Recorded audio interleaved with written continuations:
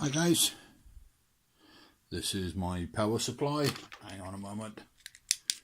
It's a QG 30 amp power supply, and I've had a problem in as much as everything's working.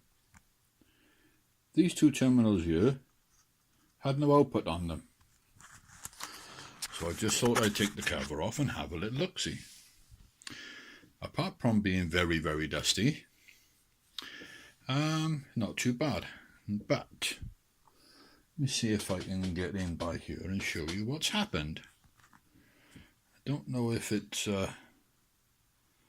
going to work. I don't know if it's going to see it. But that's the positive. That's negative.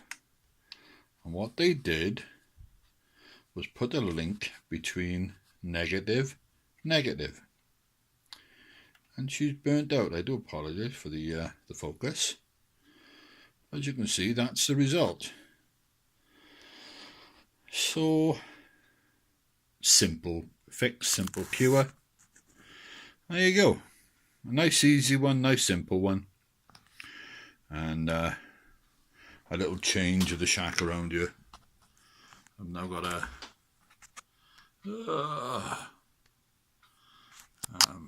little distribution board here. It's one of the reasons why I've left it till now to do this, because I wanted to make that up. Antennas coming in and so on for the rest of the nonsense here.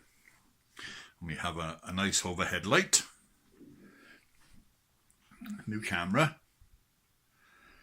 Got to get a new memory card for him though, because it needs a new memory card, bigger memory card. So that one will be doing the recording, and I'm going to plug the soldering iron in, warm this up. Simple fix. Hey ho. Thanks guys, and I do apologize for the previous videos. I've had an issue with a microphone. If I take you around by here and I show you what we've set up here now. Nice studio mic.